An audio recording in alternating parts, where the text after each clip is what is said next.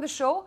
Deven, other than the heat, it's been pretty uneasy, the markets as well. What is it that you think the market is up to? Because, I mean, yesterday's FI self-figure as well was a little bit discomforting and quite, large at 6,000 crores. Yeah, Aisha, good morning. I think the summer has already set in as far as the market is concerned. It's quite hot out here. Suffocating. I think the nothing new. FIs continue to deliver their shares in the cash market, having done the transactions as the short sold in the derivative market. I think the deliveries are now happening in the cash market. What we are seeing in the delivery figure in the cash market out there, I think whatever the hedge or the short sell that they have done is definitely, I think, creating a larger amount of panic in the market. Coupled with that, most of the global funds, as well as I think the large investors, the family offices, they are probably shifting their portfolio from the expensive valuation stocks to the value stocks which are available in the market today. I think during the times of momentum, probably most of the funds, including the family offices, I think were carrying the momentum based activity in their portfolio, which today they are swapping into the value driven stocks by selling some of the expensive stocks even today. And that's good. That is one of the reasons for which I think we are seeing continued pressure also in some of the mid and small cap companies at this point of time. Maybe we are passing through a painful adjustment phase in the market. I think this particular thing is at the end of the pain as I see it currently. Let's see how exactly it pans out. But as of now, I think it appears that the portfolios are shifting into quality stocks. We are nearing the end of the pain because by any yardstick given by, if I look at small and mid cap stocks, they are nowhere close to cheap. For stocks have to become cheap, they have to become sasta. Then buyers will come back. Right now, diamond is available at the price of diamond only. Yes, absolutely. I think you spotted right. I think, you see, I think some of the small mid-cap companies, if they were quoting at 50, 70 price earning ratio, today they are quoting at 30, 40 price earning ratio with a growth which is not commensurately matching. So obviously, I think you are not going to buy this kind of stocks. They are at 30, 40 price earning ratio. Maybe I think the Nifty 50 stocks are available below 20 times price earning ratio on a 1 year forward basis. Then why would you buy something which is double the price at the current level without as much growth as one was asking for? So certainly, I think the growth has come down, and I think is further coming down. They are not cheap still. At least in some of the cases, the quality is not there. They are not still cheap. Where quality is there, they are available right now, available cheap. And probably, I think, in my viewpoint, some buying would emerge into some of the good names, good quality stocks in the marketplace. Then one stock which did very well was NTPC. And then they took NTPC Green public. Everyone said that, okay, this is a government company which is now changing its entire strategy. They're rebooting themselves. NTPC Green has gone down and NTPC has also gone down. What is happening there? I think the funds which have been putting more amount of money behind these schemes have probably started withdrawing themselves. That is second point, I think, and the most importantly, I think the kind of values at which these companies are quoting, they are not expensive, but at the same time, I think there are no buyers. Probably, I think the weakness is there in the market as I see it. Quality names also do not attract good quality investors at this point of time. Public sector companies definitely the second preference in the portfolio for most of the investors. And generally, they rise only when the market is at the high. And that's what I think we have seen in some of the PSU companies. Good models, but I think unsustainable, as we always believe, in any kind of market situation. Understand, have you been recommending buying anything just yet from within the large or the small or the mid-cap pool, if at all? Yeah, I think some of the quality mid-cap companies, certainly, I think they demand attention. I think they are coming down along with the market sentiment. And there are few companies which are looking good from, say, for example, in the hotel and tourism business. I think we like companies out there.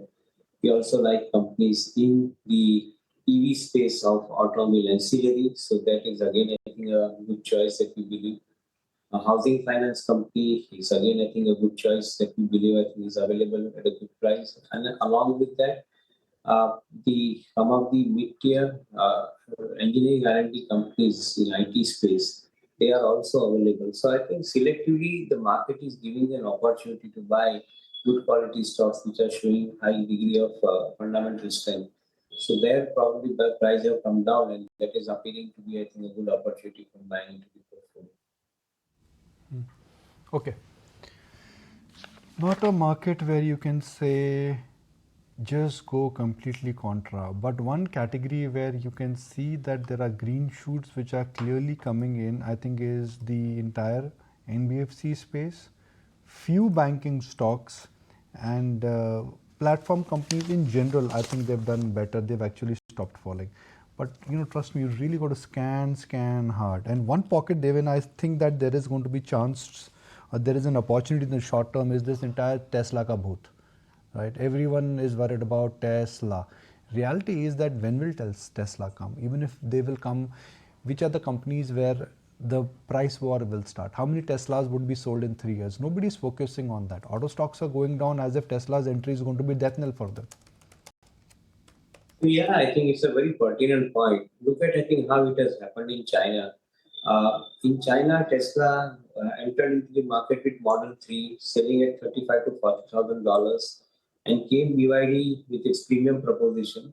And they started selling that premium car, I think equivalent to Mercedes S Class, I think at somewhere around $35,000. Tesla had to rewind strategy over there, and they had to possibly, I think, do the corrective course as far as I think the selling strategy in China is concerned. Out here in India too, suppose if they bring Model 3 and if it is sold at around 35, 40, 45 lakhs, as against it, there are plenty of cars available in electric vehicle segment at entry level, which are available at around 15 to 25 lakhs. So in my viewpoint, I think it's not going to be as easy for somebody, even if it is zero duty, I think it's not going to be as easy for somebody to get into the market and start selling it. And don't forget one thing that apart from electric vehicle, Tesla is also basically selling the software, which is probably, I think, not going to be sold along within India because that's not going to happen immediately. At least, I think we don't see that situation happening. So, from my perspective, I think just simply believing that Tesla kind of company entering into the market and disrupt the entire equation in the OEM space, I think probably market has tried to search, I think, too many negatives in the process, I guess. Bunch of other stocks. Look at SBI cards, for instance. The total January spends have actually come in down 5.6%, and the average spends per card has seen a decline of almost about 14.25% on a month-on-month basis. So, that's a very interesting observation. I don't know if this is going to be a trend across the credit card industry, but one of the largest players like an SBI card, the trend for the month of January definitely has seen a dip in spending by consumers. Other than that, of course, this trend. Goldman Sachs has come out with a note like we were flagging off earlier. They're looking at faster store sales ramp up, healthy cannibalization, which is now moderating the LFL growth, Zudio stores hitting strong sales in 12 to 15 months, and portfolio optimization, which according to them is going to have an impact that's going to ease by FY26. So that's Goldman Sachs pretty positive on the likes of trend around that 5,000 odd levels in trade. Just looking at some of the other stocks in trade yesterday, while of course in bits and starts you did have auto names which actually did spring up, but there was also a Bata, a United Spirits, a Berger Paints. These also saw some dots of green, and as was the case with Varun Beverages as well, which held out very smartly, almost about 4.5% or so. Kunal, have been reaching that point where staples are now looking like perhaps the selling is overdone there, and let's not just talk staples, but consumption across the board, your paints, Alcobevs, names like Bata also. Yeah, I think so. Bata specifically, I think there's a technical reason why the stock was moving up higher. The stock is going out of FNO. This is the last series, for the stock on the FNO. So there's bound to be some short covering or a mandatory closing of positions, especially on the short side, because the stock has been dragging over the last 2 years, consistent pattern of lower highs and lower lows for the last 2 years, and that I believe was the major crux of the trend for Bata India.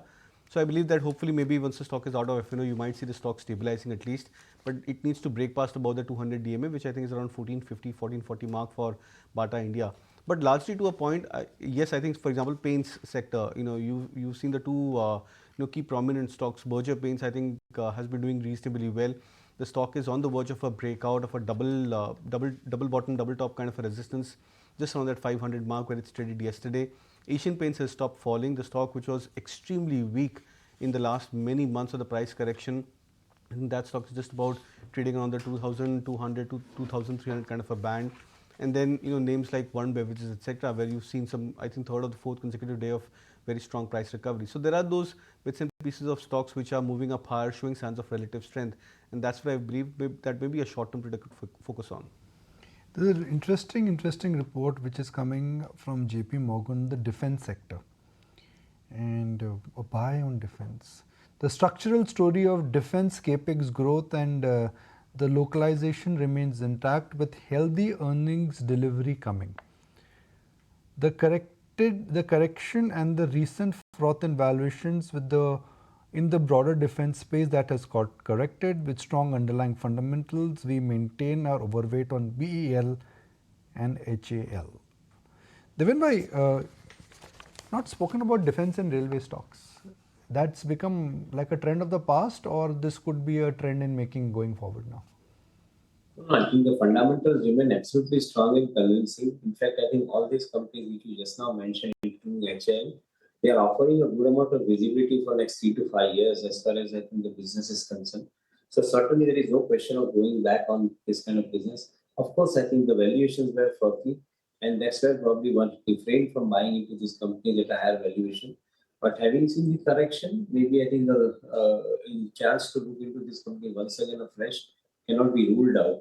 Maybe I think today the market is in churning mode. So as a result of which, I think even the good gets finished along with the bad, and that's where probably I think we are seeing the kind of victimization in some of the stocks. But in my viewpoint, I think the valuations are right now becoming more attractive. We are probably pricing them at around 26, 27 valuation, and against I think 27, 28 or 28, 29 valuation earlier. So certainly, I think they become slightly more attractive than before. Need to look at afresh, I think, some of them to add into the portfolios. Right, okay, that's the take coming in on some of the defense names. In fact, that's exactly what we asked Manish Shikhani as well, as to how is it that one should approach the PSU pack ex banks now. Here's his opinion. Long-term wealth creation is not going to happen, unfortunately, in public sector. It will happen in private sector. Not that some of the public sector are not well run, but over time, as the leadership of the bank changes and the ethos of the bank may change, it's very hard to take a 5-year call on some of these. So you can trade some of the PSUs, but I don't think you can be a very, very long-term owner. On the smaller ones, which are going to become large, I think the market has got a bit overexcited with all the new themes which have come out. And I called out, I think, including in your show, even things like Zomato and all, which are absolutely great companies, that the market's paying too high a price too early for the potential which is there. And I remember I pointed out the example of Infosys speaking in 2001 at a $45 billion market cap. And it's only basically doubled over the last 20 odd years. So while the company and the business can do well, valuation is really what you have to be very cognizant of. Tata Capital approves offer and issuance of about 1,500 crore of right issue. Now, Tata Capital, of course, is not listed. Tata Power has approved initial public offering of equity shares. So there you go, another Tata company is going public. Even by Tata Capital going public, that's what we can understand, right? Will issue fresh shares, 23 crore shares. Why is Tata Capital going public? I mean, I don't track this one that closely, but do you track Tata Capital, Deven bhai? I have not gone into details, so at some other point of time. There are very few things you don't track, Deven bhai. I think I have chosen to remain selective these days, I guess. I think because there are too many such kind of opportunities floating around. And unless I think you concentrate on your portfolio, I guess I think you will be lost out everywhere. So probably I think this is the reason for which I think we remain very, very selective in holding the portfolio, so that I think we can prevent the downfall as much as possible. The top 5 holdings, and where are you adding in those holdings?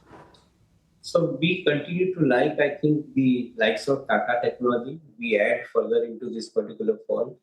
We like Bajaj Housing Finance, I think significantly corrected and appearing to be a very good opportunity with around 25% CAGR growth already continuing into that. Even in hospitality segment, both ITC Hotel as well as Praveen, both of them I think looks interestingly positioned from an investment point of view. And even companies like the Minda Industries, it looks, I think, really interesting at current levels in the corrected market valuations, given the kind of presence that they've been creating, including in EV portfolios. So selectively, I think these are some of the companies where we believe that the opportunity is right in the mid-cap space. Even some of the large cap companies, I think, which are looking interestingly positioned, they include, again, I think the likes of Kotak Bank, Bajaj Finance, or Bajaj Finsa or along with, I think those kind of companies are equally looking interesting at current levels. Deven, good to have you on the show.